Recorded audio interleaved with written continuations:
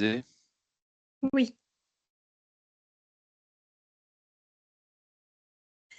Bon. Bonjour à tous.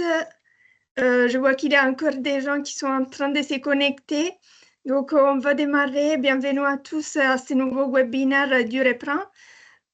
Aujourd'hui, nous avons le plaisir d'accueillir le docteur David Moussard, qui est médecin conseiller technique à la Caisse centrale de la Mutualité sociale agricole. Il est en charge du risque chimique et il va nous parler de l'amiante en agriculture. Je vais juste vous donner, comme d'habitude, quelques précisions techniques. Vous pouvez rédiger toutes vos questions dans les chats et à la fin de la présentation, je vais les relire. Eh bien, docteur Moussard, si vous êtes prêt, je vais vous donner la parole. Eh ben, on y va, Jada, merci. Bonjour à toutes et à tous, merci d'être si nombreux pour ce webinaire dont la thématique c'est l'amiante en agriculture. Je l'ai intitulé un risque largement sous-estimé. Je pense que ça surprendra personne. L'idée de ce webinaire aujourd'hui, c'est pas de parler des effets sur la santé, ni sur les expositions ou le suivi post-exposition ou les recommandations HAS, parce que ça, c'est de la documentation que vous connaissez déjà certainement ou bien que vous pouvez trouver assez facilement. L'idée, c'était plutôt d'essayer d'expliquer comment on a pu dresser un panorama du gisement amiante, qui est un enjeu de santé, c'est un enjeu de santé publique, et donc ça allait donc au régime agricole. Alors, il y aura 4 grandes parties dans cette présentation. Quelques données générales et historiques, histoire de recontextualiser les choses. Et puis dans une deuxième partie, on discutera de l'amiante, le bâti et la réglementation. On verra à quelle réglementation ça se rattache selon les contextes. Et puis je vous présenterai une enquête qui a été menée sur le territoire des Pays de Loire, qu'on a intitulée l'enquête Elinov, qui a été menée et financée par le MASA en partenariat avec les MSA et cette association qui s'appelle Elinov. Je vous en expliquerai la méthodologie, les objectifs et puis les résultats qui ont pu être obtenus et puis sur quoi ça peut déboucher en termes d'accompagnement pour mieux prendre en charge ce risque qui est actuellement sous-estimé et méconnu des agriculteurs. Alors l'amiante, cette diapositive qui est très connue, que vous avez déjà certainement visualisée sur un certain nombre de documents, dont ceux de l'INRS, les toitures, les planchers, les plafonds, les cloisons, de la tuyauterie. On en trouve un petit peu partout et bien évidemment les bâtiments agricoles, ils n'échappent pas à cette règle-là dès lors qu'ils sont anciens et on précisera les dates. Qui est concerné par ces expositions? En France, les enquêtes, notamment Summer, disent qu'il y a potentiellement 2 millions de travailleurs potentiellement exposés à l'amiante. 1 million se trouverait certainement dans le BTP. Nous, on est plutôt dans les autres parties, et malgré un cadre réglementaire qui est extrêmement contraignant, puisque vous savez que l'amiante fait partie des travaux réglementés, qui est une sous-section de la réglementation afférente aux cancérogènes, mutagènes reprotoxiques, qui elle-même rentre dans le cadre des agents chimiques dangereux. Quelques repères historiques. Pourquoi l'amiante a connu un tel succès, un tel usage, hein? C'est un usage crescendo pendant les 2 premières ères industrielles du charbon et du pétrole, parce que c'est un matériau ubiquitaire, peu coûteux, facile à extraire, qu'on trouve partout et qui répondait à un certain nombre de besoins en lien avec le progrès technologique, la résistance à l'abrasion, aux agressions chimiques, aux agressions biologiques. Il était tissable, il protégeait bien de la chaleur. Et donc, toutes ces propriétés intrinsèques qui sont intéressantes ont fait que l'usage a été très large. En France, on est allé progressivement vers un usage réglementé à partir des années 75. Il a fallu à peu près 25 ans pour interdire l'amiante. Pour autant, malgré cet usage qui a été crescendo au XXe siècle, très rapidement, les avancées et connaissances de santé ont mis en évidence qu'il pouvait y avoir des atteintes graves à la santé, notamment tout d'abord par la découverte des fibroses chez les ouvriers de filature d'amiante, et puis le lien entre fibrose et asbestose, et puis le lien entre asbestose et cancer du poumon. Ça a d'ailleurs été classé par le CIRC dès 1977 comme agent cancérogène. Il y a eu très tôt au régime général des tableaux pour la réparation des pathologies liées à l'amiante. Il a fallu attendre par contre beaucoup plus longtemps pour que l'équivalent soit créé au régime agricole. Concernant les usages qu'on a pu en voir en agriculture, finalement, il y a un certain nombre d'usages qui ne sont pas du tout spécifiquement agricoles, qui sont ceux qu'on retrouvait habituellement, c'est-à-dire les usages dans la construction, dans le bâtiment, dans l'isolation, dans les matériaux de construction. Et puis également sur la partie atelier mécanique, tout ce qui concerne les systèmes de freinage et d'embrayage où c'était très utilisé. Et à côté, on peut historiquement retrouver au moins une utilisation importante au XXe siècle, qui a duré à peu près 80 ans, puisque quand on est rentré dans la période d'usage réglementé de l'amiante, finalement, ça s'est arrêté. C'est l'utilisation de l'amiante dans les systèmes de filtration. Au XXe siècle, on a commencé à filtrer le vin et les bières également pour en améliorer à la fois les qualités gustatives et la conservation. Et bien ces premières filtres, et je vous en ai mis une représentation en haut à droite, vous avez des espèces de chaussettes au travers duquel le vin était filtré. Ces chaussettes étaient tissées avec des matériaux qui contenaient essentiellement de l'amiante. Alors bien évidemment, un risque en chassant l'autre, la filtration sur les chaussettes amiantées comme ça a été remplacée par la filtration sur terre de diatomée. Comme vous le savez, quand les terres de diatomée sont calcinées, elles peuvent contenir une grande quantité de silice cristalline. Quelques données, parce que c'est difficile de s'en extraire. L'amiante au régime général, quand on reprend les différents rapports de la CNAM, c'est en moyenne 800 millions d'indemnisations par an réparties sur les deux tableaux. Vous avez les deux courbes, le RG30 en bleu foncé, le 30 bis en bleu clair, et puis vous avez la courbe de prévalence qui montre que le nombre de maladies indemnisées par an diminue progressivement, ce qui, dans l'interprétation des rapports, est un phénomène attendu, puisque maintenant on est à près de 30 ans après l'interdiction, et que donc les expositions professionnelles et les patients étant atteints de maladies, ce nombre diminue, et donc forcément la courbe est légèrement décroissante. C'est néanmoins la deuxième cause de maladie professionnelle au régime général derrière les TMS. Si on regarde un peu ce qui se passe au régime agricole, on n'est pas du tout dans le même ordre de grandeur. On pourra en toucher quelques mots après. On est plutôt en kilo-euros.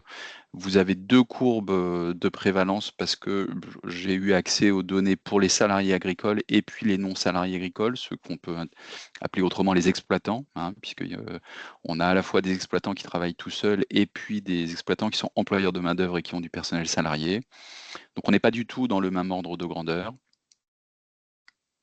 Et si on détaille un tout petit peu ces chiffres, eh bien, vous avez en bas du tableau, au moins pour les salariés agricoles, l'incidence des nouveaux cas qui rentrent dans le chiffre général, et donc on est de l'ordre d'une dizaine de cas par an. Alors pourquoi ces chiffres aussi bas? D'abord, la population n'est pas du tout la même, c'est 1,2 million d'actifs, des métiers qui sont quand même pas les mêmes puisque les activités de BTP sont quand même à la marge et a priori, il n'y a pas d'activité agricole directement en lien avec des expositions à l'amiante, normalement. Et puis on a aussi une population qui est, peu visible, les travailleurs saisonniers qui sont souvent perdus de vue, est-ce qu'ils sont exposés ou pas? C'est une autre question, mais en tout cas, on a des populations qui sont quand même sensiblement différentes de celles du régime agricole et donc du régime général. Et donc, indépendamment de toute suspicion de sous-déclaration, il est normal qu'on ait des chiffres beaucoup plus bas. Vous savez qu'il y a un dispositif d'indemnisation, quels que soient les contextes d'exposition pour l'amiante, qui s'appelle le FIVA, qui existe depuis 2001. Le FIVA, c'est plus de 100 000 dossiers traités à ce jour, c'est plus de 7 milliards de prestations versées. Et lorsqu'on regarde finalement le coût sociétal de l'amiante en France, toutes prestations confondues, on est de l'ordre de 1,2 milliard par an. Si on le cumule sur l'existence du FIVA, eh bien, on voit bien qu'on atteint des chiffres qui sont extrêmement importants. Alors maintenant, si on regarde un petit peu les problématiques de la réglementation, alors juste un petit focus quand même sur l'historique de l'interdiction. Pourquoi j'ai fait ce petit focus? Parce que c'est une interdiction qui s'est faite très très progressivement et du fait qu'elle soit extrêmement progressive, eh bien, elle a participé en tout cas dans la construction des bâtiments de la prolongation et de l'augmentation de ce gisement, puisque bien évidemment, pendant 30 ans, il y a eu des constructions qui ont continué d'utiliser des matériaux de construction qui étaient amiantés. Alors, la première fois où on parle peut-être, en tout cas au régime agricole, de l'amiante, C'est en 1976 avec une enquête du FC Que Choisir, qui à l'époque avait fait une enquête qui avait fait grand bruit sur des grands crus de vin dans lesquels eh bien, on trouvait plus d'1 million de fibres par bouteille de vin, ce qui est assez important comme chiffre. Et c'est en 77 que les premières interdictions sont mises en place avec les flocages 100% amiante, puis les flocages contenant plus d'1% d'amiante l'année suivante. Concernant la filtration pour les vins, il faudra attendre 1984 pour qu'elle soit interdite. 88, c'est l'étiquetage qui est rendu obligatoire, l'usage dans les jouets qui est interdit, et puis intéressant, un autre risque en chassant un autre, hein, les filtres de cigarettes à l'époque qu'on utilisait pour réduire l'exposition à la nicotine et aux divers goudrons cancérigènes pour les fumeurs, eh bien, ils contenaient eux-mêmes de l'amiante qui était elle-même cancérigène. Donc en 88, ces filtres sont interdits. 94, les interdictions s'étendent et en 96, on en arrive sur les articles ménagers, les isolants qui pouvaient être utilisés dans tous les articles ménagers qu'on trouve à la maison. Pour que finalement, fin 96, on arrive à l'interdiction supposée totale de la vente, de la transformation, de l'importation, de la mise sur le marché, mais avec des dérogations qui existeront jusqu'en 2002. Donc on voit que cette interdiction s'est faite extrêmement progressivement, en lien aussi avec une histoire de lobbying industriel sur la fabrication de l'ignorance, qui sont des choses qu'on a pu rencontrer également avec le tabac. Aujourd'hui, il y a 2 grands piliers réglementaires, en tout cas pour un propriétaire de bâtiment et qui est éventuellement, employeur, de personnel, et ce qui est le cas chez nous dans les entreprises agricoles. Eh bien, un employeur va être pris entre 2 grandes, réglementations, celle qui relève du code de santé publique pour la prévention de l'exposition à l'amiante dans les immeubles bâtis, et puis les éléments du code du travail par rapport au risque d'exposition à l'amiante dans le cadre des activités professionnelles. Donc il va être pris entre ces 2 obligations réglementaires. Les obligations réglementaires par rapport au code de santé publique, elles sont détaillées ici. En fait, c'est ce qui s'impose en termes de dossier technique amiante pour un propriétaire d'immeuble dont le permis de construire a pu être délivré avant le 1er juillet 97. Et donc ce dossier technique amiante, j'ai surligné en rouge l'article 18 qui concerne plus spécifiquement les endroits où on trouve des locaux de travail ou accueillant du public. Et donc, il est spécifié que le dossier technique amiante est en théorie obligatoire et que dans cette obligation, on doit rechercher la liste des matériaux qui sont listés en liste A et liste B. Donc, il y a 3 listes, A, B, C. La C ne concerne que le repérage destructif et complet qu'on fait avant une démolition d'immeuble. La liste A comprend plutôt les matériaux qui peuvent se dégrader au fil du temps et libérer spontanément des fibres d'amiante. C'est principalement les flocages, calorifugage et faux plafonds. Et puis la liste B, c'est des matériaux qui peuvent libérer des fibres lorsqu'ils sont sollicités, notamment lorsqu'on perce, par exemple, si vous percez une cloison. Ce dossier technique amiante, il a été créé par un arrêté du 21 décembre 2012 qui en fixe les modalités, le contenu. Il précise notamment que si on retrouve des matériaux ou des produits contenant de l'amiante, eh bien, un particulier doit notamment éviter d'intervenir seul. Il doit se tourner vers une entreprise spécialisée dont les activités vont rentrer dans les articles du Code du travail qui sont cités ici, puisque ces salariés, de fait, seront exposés activement à l'amiante.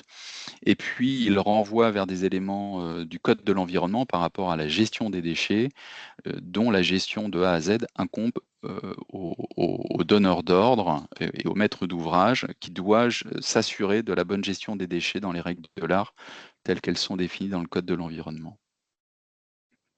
À l'issue de ce dossier technique amiante, en fait, l'opérateur de repérage doit rendre un rapport de repérage avec des préconisations qui sont de 3 types, soit une évaluation périodique de l'état de conservation.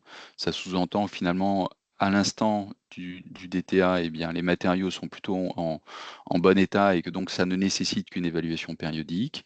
S'ils sont dégradés, il peut émettre des mesures d'empoussièrement, des préconisations de mesures d'empoussièrement de l'air pour évaluer s'il y a des fibres dans l'air, voire des travaux de confinement ou de retrait immédiat de manière à protéger la santé. Et donc, obligation est faite aux propriétaires, à l'issue de ce rapport de repérage, de se conformer aux préconisations du rapport.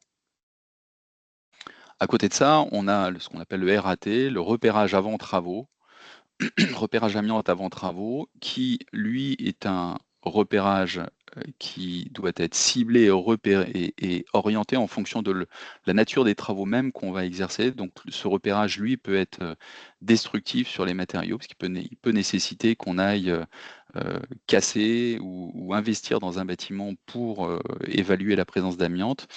Et ce repérage avant travaux, il doit répondre, enfin les conditions de mise en œuvre répondent à une norme qui est la NFX 46020 que je vous ai marquée ici.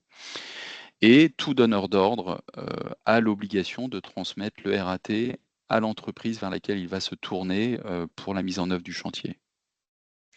Donc au final, quand on regarde, eh bien, par rapport à ces deux documents, la différence qu'on peut en faire, c'est que le dossier technique amiante, c'est un dossier administratif qui incombe au propriétaire, qui répond à une liste prédéfinie de matériaux, qui est essentiellement observationnelle, sauf pour la liste C, et qui est obligatoire dès lors qu'on est propriétaire d'un bien où il y a ou de l'habitat collectif ou éventuellement de l'accueil du public ou des locaux de travail.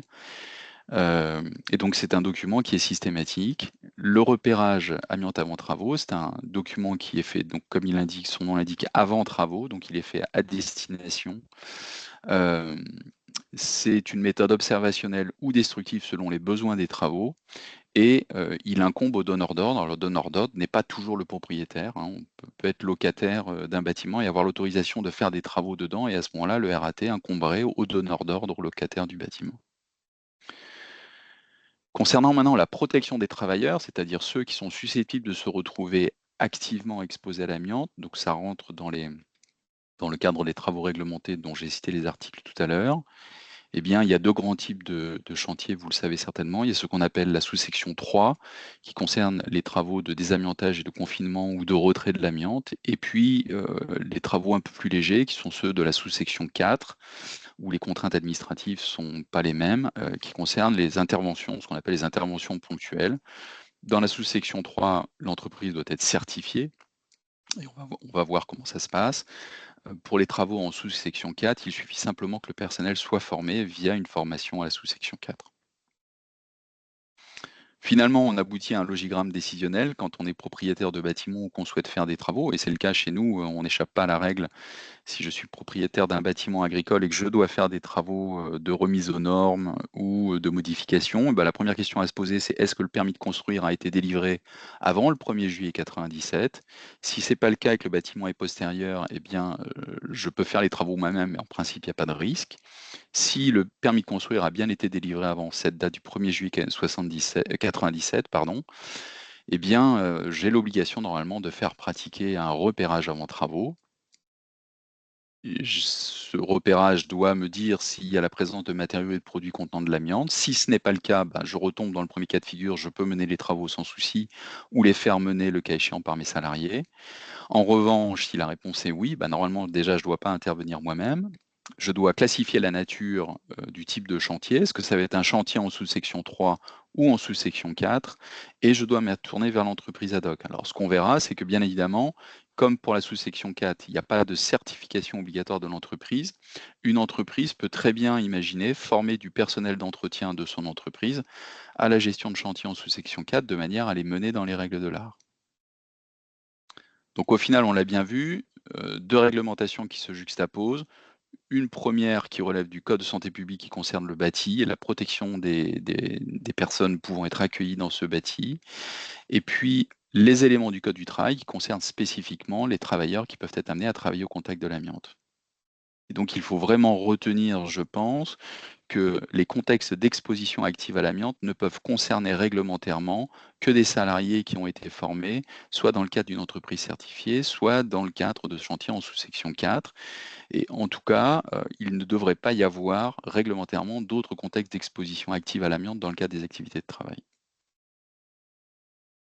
Pour ce qui est de la certification, vous savez qu'il y a un organisme certificateur qui s'appelle le COFRAC en France. C'est lui qui donne les accréditations pour 3 organismes certifieurs qui sont Calibat, AFNOR et Global Certification, qui elles-mêmes ont procédé en France à la certification d'un peu plus de 1000 entreprises, ce qui représente actuellement à peu près 35 000 salariés formés au retrait de l'amiante. Donc ça concerne les chantiers de sous-section 3. Je n'ai pas réussi à trouver les chiffres pour le niveau de formation de salariés formés en sous-section 4, mais enfin, on a quand même déjà cet indicateur-là qu'on peut mettre en balance avec les 2 millions de travailleurs potentiellement exposés. Donc ça veut dire qu'on a 35 000 travailleurs dont on est à peu près certain qu'ils travaillent dans des conditions optimales et réglementaires, normalement, qui répondent au cahier des charges de certification.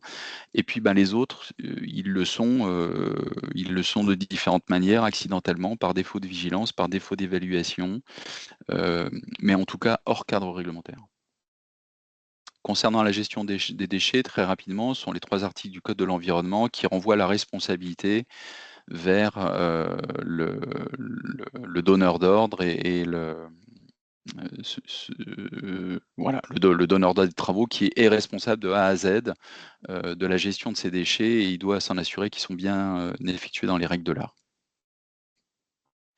Maintenant, concernant l'enquête Elinov. Alors, Elinov, c'est une association loi 1901, en fait, qui fédère un certain nombre d'entreprises d'équipements, de bâtiments d'élevage et des filières d'élevage. Ils sont présents sur toute la France et ils sont acteurs, en fait, de la modernisation du parc de bâtiments.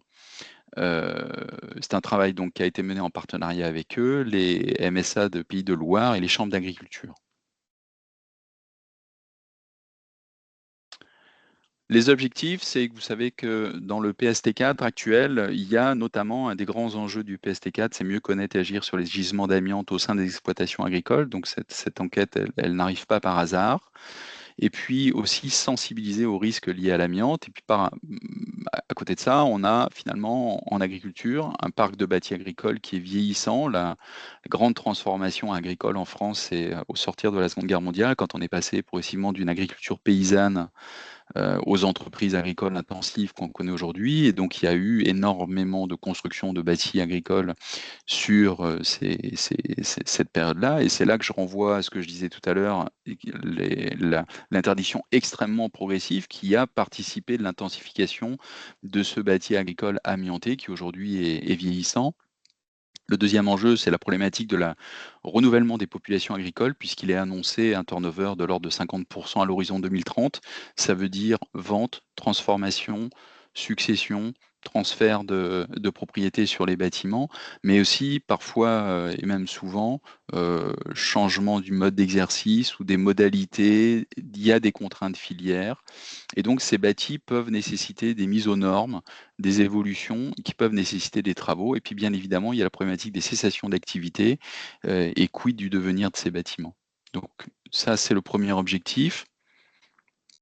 Le MASA, en 2020, pour mener à bien ce projet, s'est tourné vers l'association permanente des chambres d'agriculture avec pour enjeu trouver une solution pour améliorer la connaissance de la problématique de ce gisement d'amiante dans le bâti agricole. Et donc, la Chambre régionale d'agriculture de Bretagne a été mandatée pour élaborer une méthodologie de calcul permettant d'évaluer ce gisement.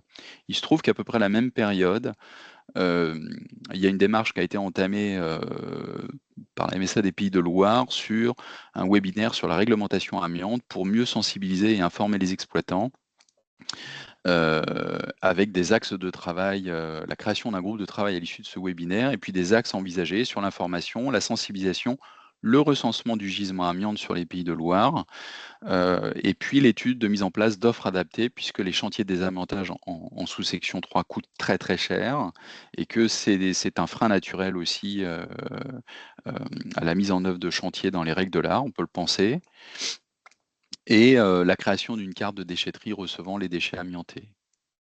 Et donc en fait, le MASA s'est tourné finalement vers ce travail qui était déjà en marche et a demandé à ce que l'enquête soit menée en utilisant la méthodologie qui a été élaborée par la Chambre d'agriculture de Bretagne. Et je vais vous présenter la méthodologie juste après.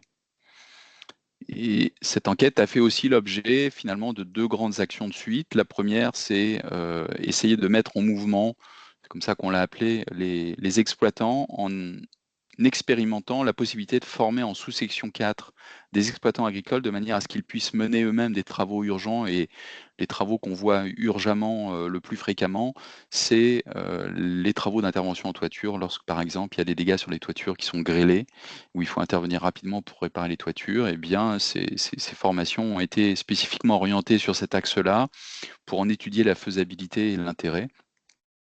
Et puis, une deuxième étude qui a découlé de cette étude Elinov, qui a été étudier la faisabilité d'une CUMA et on verra ce que c'est après.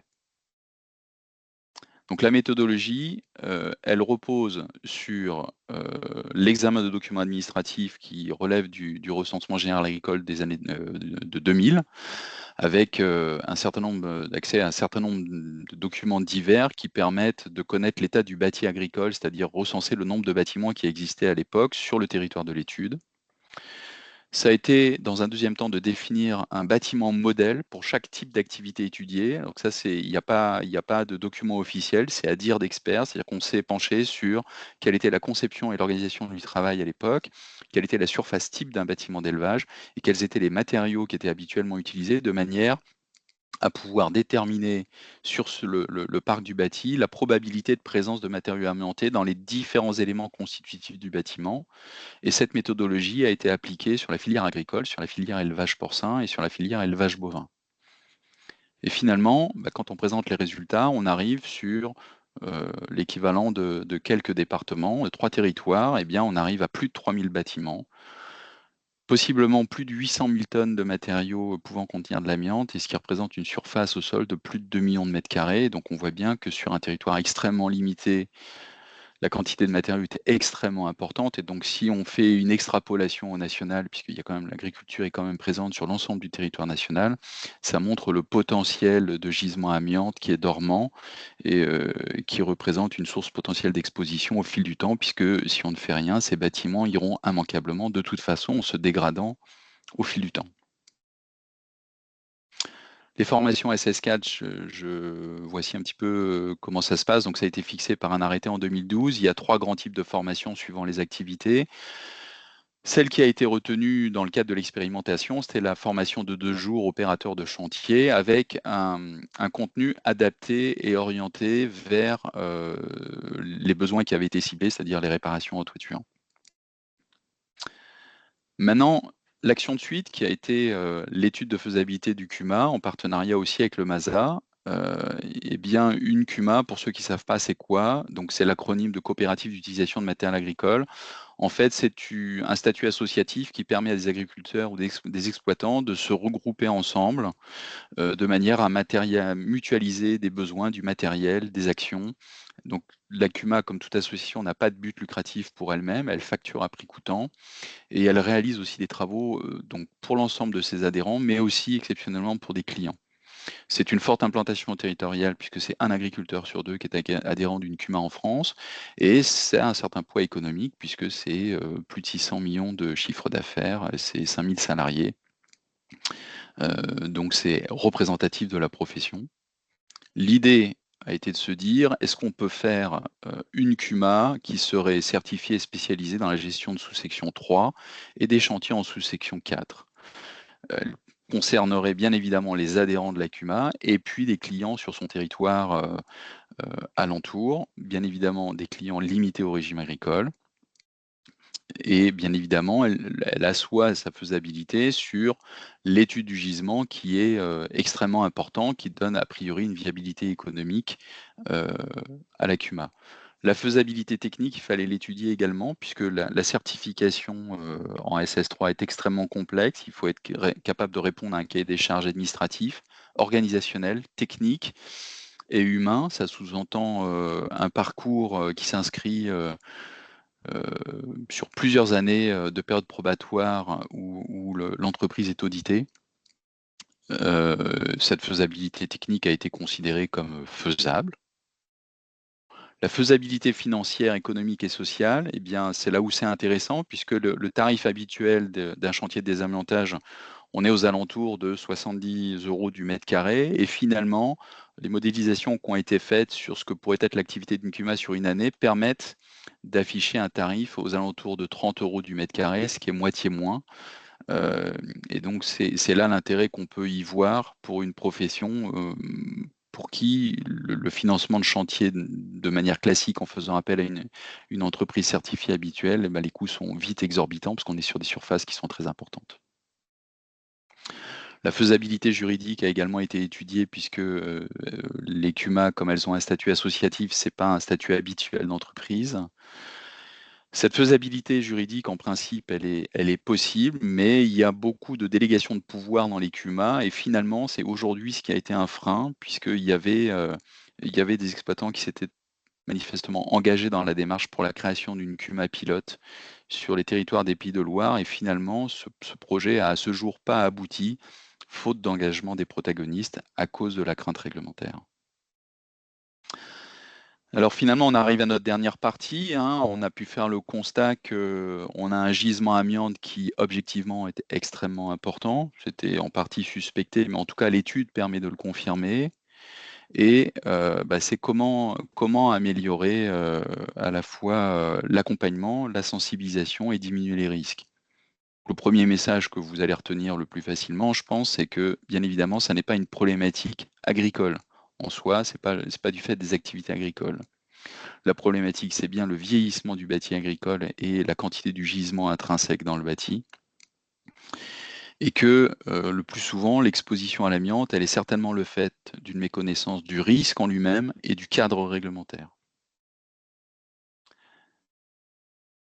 Donc il y a des enjeux de sensibilisation autour de amiante et santé, c'est-à-dire sensibiliser aux risques et expliquer quels sont les enjeux de santé en cas d'exposition à l'amiante et pourquoi se protéger.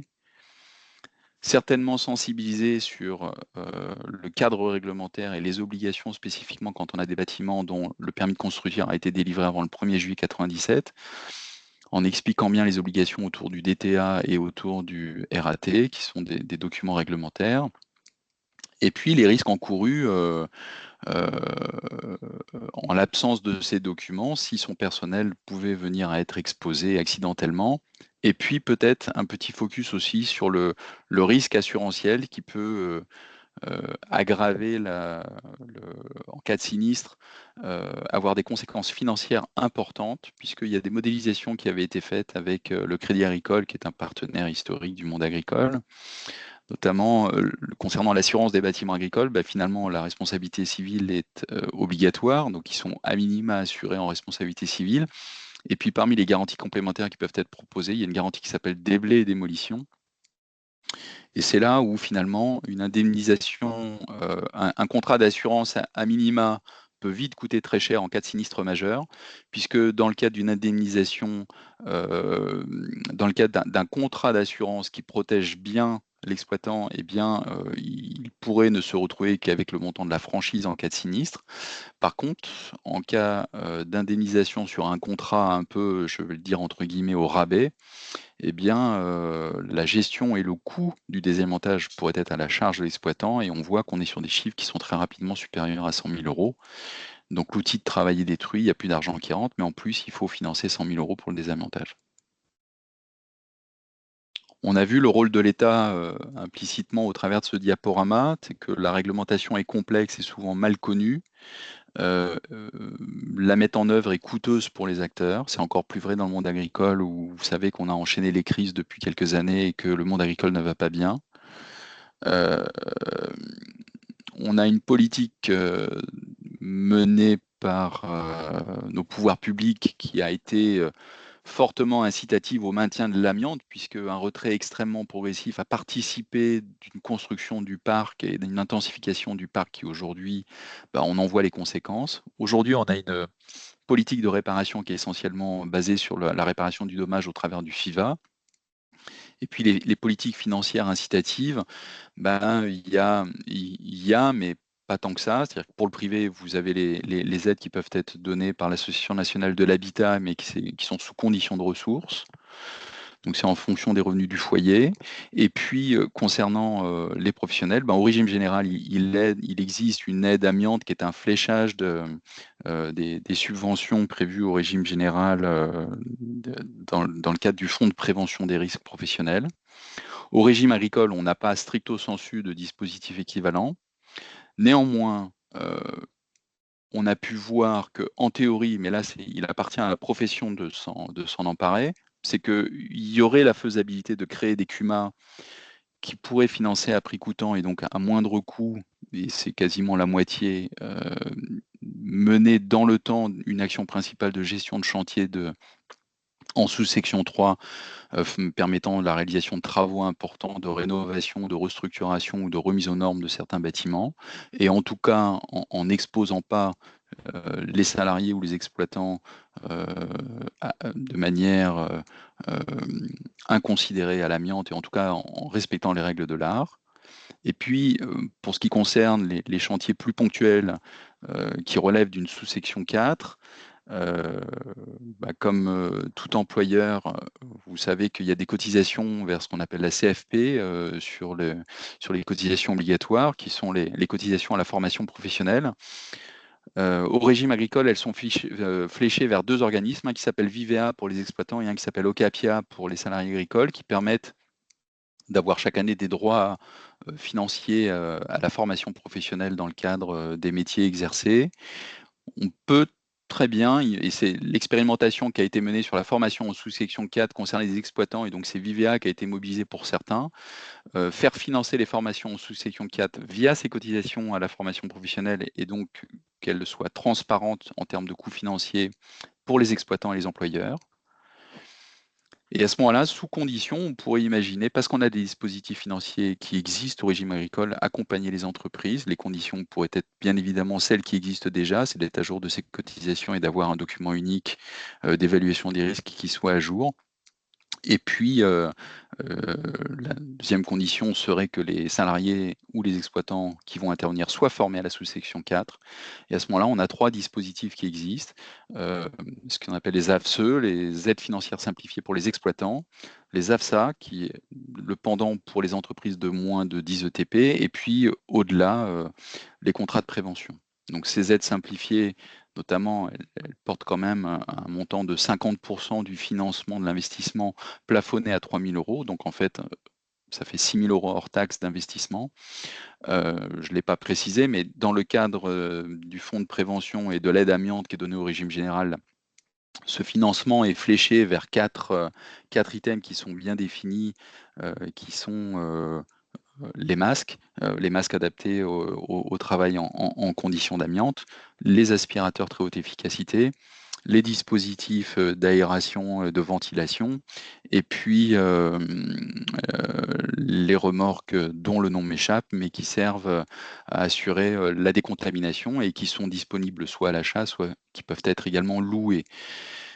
Et donc pour nous, l'idée serait aussi éventuellement d'asseoir ces aides financières sur ces 4 items-là pour coller à ce qui se passe au régime général. Mais en tout cas, les dispositifs financiers existent déjà, et puis les contrats de prévention pour aller vers des chantiers qui sont plus importants, notamment ceux qui relèvent de la sous-section 3.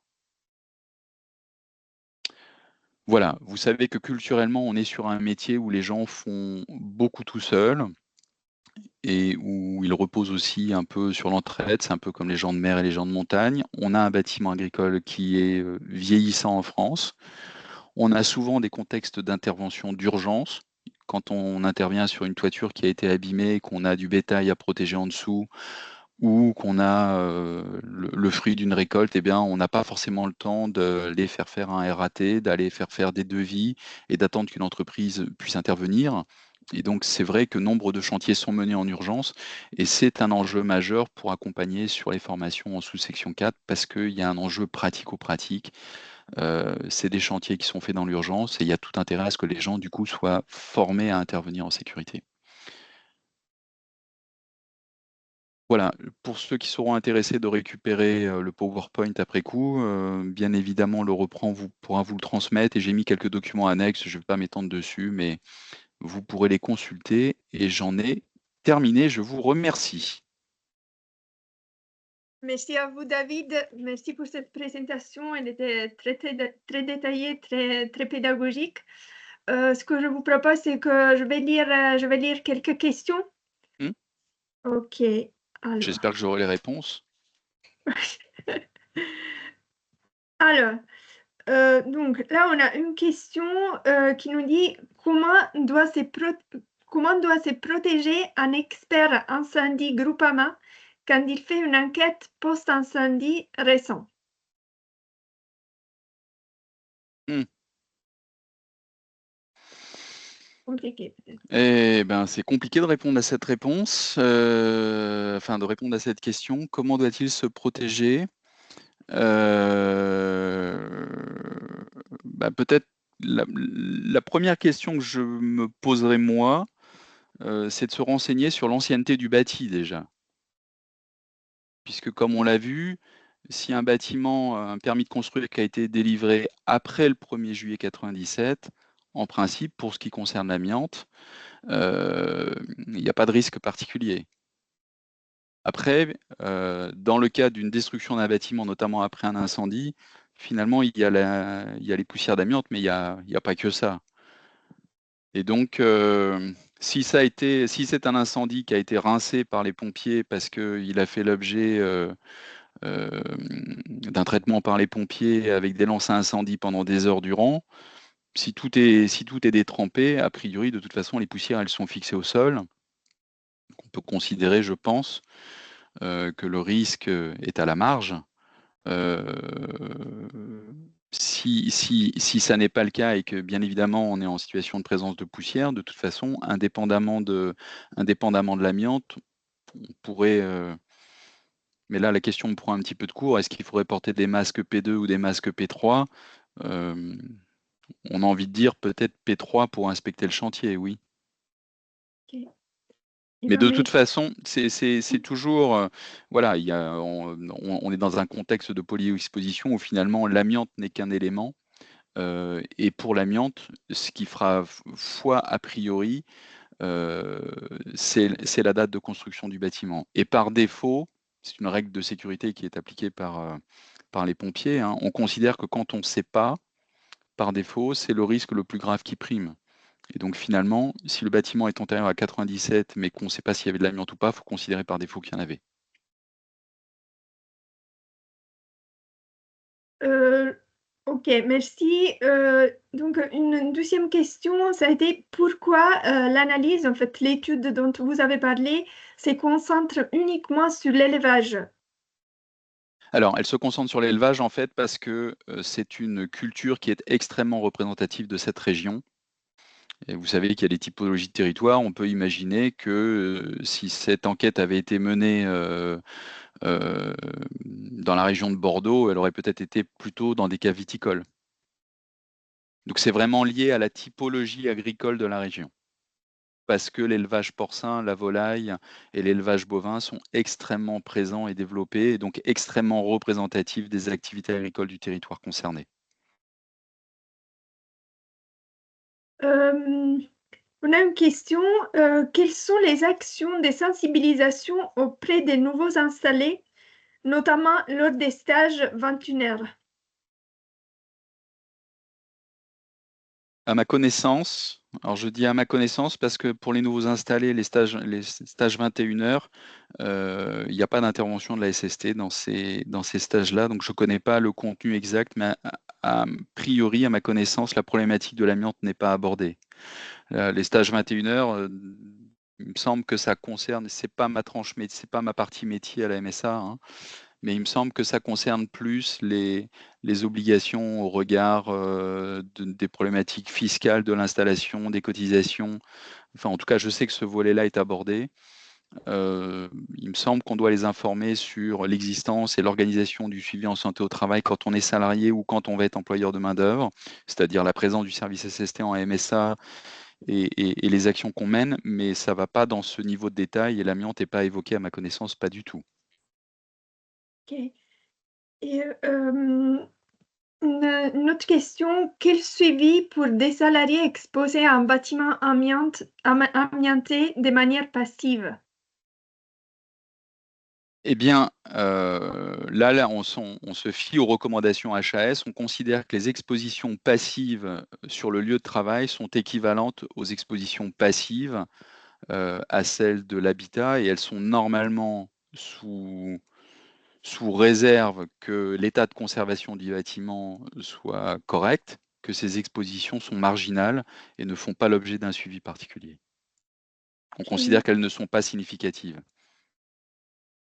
Donc, il n'y a Et pas de, il y a oui, pas de recommandation de suivi post-exposition d'un salarié qui toute sa vie a travaillé dans des bureaux administratifs dans un bâtiment qui était antérieur à 97. Ok. Mais ça, c'est les recommandations HAS. Là, j'ai une question devant moi. Je sais pas en fait si peut-être elle est un peu compliquée. Donc, la qualité de la viande des animaux exposés dans les bâtiments à risque. Est-ce qu'il y a des données des choses que vous connaissez? Dont À vous ma êtes... connaissance, il n'y a pas de données, j'en ai jamais entendu parler. Ok. Mais c'est pareil, c'est-à-dire que Mm. un élevage, quand il est rentré à l'intérieur du bâtiment, je dirais qu'il est dans le même cadre que l'exploitant ou le salarié qui travaille à l'intérieur. C'est-à-dire que dès lors qu'on ne va pas toucher, qu'on ne va pas faire des travaux, on est dans une situation d'exposition passive. Donc on est dans le même type d'exposition que pour un salarié du tertiaire qui travaille dans des bureaux, dans un bâtiment qui est antérieur à 97. Peut-être là, je vais encore lire une, deux questions et après peut-être les restes, éventuellement, on pourra envoyer les réponses plus tard Mmh. par mail. Mmh. OK. Alors, est-ce que dans les cas d'une étude pour DPE classique sur un bâtiment, la Mmh. recherche d'amiante qui est pratiquée est de même nature que les RAT et à la Non. même valeur légale? Non, c'est 2 contextes différents. Le DTA, le dossier technique amiante, il est un document administratif qui est obligatoire pour le propriétaire du bâtiment et la liste est définie par le décret du DTA. C'est ce que j'ai appelé la liste A, la liste B, la liste C. Cette liste de matériaux, c'est une liste à laquelle l'opérateur de repérage doit apporter des réponses, mais cette liste, elle est constante quel que soit le bâtiment. Si vous êtes propriétaire d'un bâtiment, que vous accueillez des salariés et que votre bâtiment est antérieur à 97 et que réglementairement vous devez disposer d'un DTA, eh bien, ce DTA doit contenir, il doit avoir exploré la liste des matériaux listés en liste A et les matériaux listés en liste B. Et il doit vous donner des réponses sur ces listes de matériaux. Concernant le repérage avant travaux, c'est vraiment un repérage qui est ciblé en fonction de la nature des travaux. Donc il peut y avoir des cas où le DTA donne déjà les réponses, et donc il peut y avoir des situations particulières où on peut se passer du repérage avant travaux parce qu'on a un DTA qui donne déjà les informations par rapport à la nature des travaux qui vont être menés. Mais si ce n'est pas le cas, le repérage avant travaux est obligatoire. Et ce que je n'ai pas précisé, ça l'est dans le diaporama, mais je ne l'ai pas dit à l'oral parce qu'il faut aller vite, c'est que quand on est propriétaire d'un bâtiment qui accueille des locaux de travail, eh bien, le DTA qu'on a fait faire, on doit le communiquer. C'est un document technique qui doit être communiqué à l'employeur de l'entreprise qui est installé dans les locaux, qui doit être communiqué aux instances représentatives du personnel. Donc l'employeur doit avoir connaissance qu'il travaille dans des locaux ou qu'il fait travailler ses salariés dans des locaux où il y a de l'amiante. Et ce DTA, bien évidemment, il doit être accompagné de son rapport de préconisation qui statue sur l'état de conservation des matériaux. Ok. Eh ben, je vous propose que... S'il y a encore une ou deux questions, on peut il y en a prendre encore encore peut-être une. quelques questions. OK. Je vais encore lire quelques questions. Donc, si une toiture amiantée s'est abîmée et une Mm, poussière est tombée au sol, quel risque pour mm. les salariés qui ont passé un coup de balai? Eh bien, on est dans les situations d'exposition active, accidentelle, je dirais, et non évaluée. C'est des choses qui sont déjà arrivées. Si c'est une exposition je dirais, ponctuelle et qui reste isolée, en théorie, il y a vraisemblablement peu de risques. Maintenant, c'est vrai que, on est dans des situations, en fait, où on est embêté avec ça, parce qu'on est hors cadre réglementaire. On ne sait pas très bien quoi préconiser. Un salarié qui est exposé parce qu'il travaille dans une entreprise qui conduit des chantiers SS3 ou SS4, il a un suivi en cire. Le médecin du travail sait qu'il est exposé à l'amiante. L'employeur sait qu'il expose ses salariés à l'amiante. Il a les fiches d'exposition. Il y a la métrologie qui est faite régulièrement et de manière réglementaire. Et là, on se retrouve dans des situations en fait où on est en dehors complètement de ce cadre-là. Et donc, on ne sait pas très bien quoi faire. Très vraisemblablement, la meilleure démarche, c'est en tout cas, en termes de risque pour la santé immédiat, il n'y en a pas, bien évidemment. La problématique, on le sait, c'est qu'avec les fibres d'amiante, le risque est cumulatif avec la répétition des expositions, mais on sait qu'une seule exposition massive, puisque ces fibres, elles font l'objet d'une rétention dans les voies respiratoires, eh bien, c'est difficile de certifier qu'une seule exposition ne donnera rien suivant l'intensité qu'elle a eue dans 40 ans. Et donc, certainement, la meilleure des choses, c'est de faire une attestation d'exposition, que l'employeur fasse une attestation d'exposition et qu'on fasse reconnaître la nécessité d'un suivi post-exposition à l'amiante, de manière à ce que la personne puisse être surveillée dans le temps.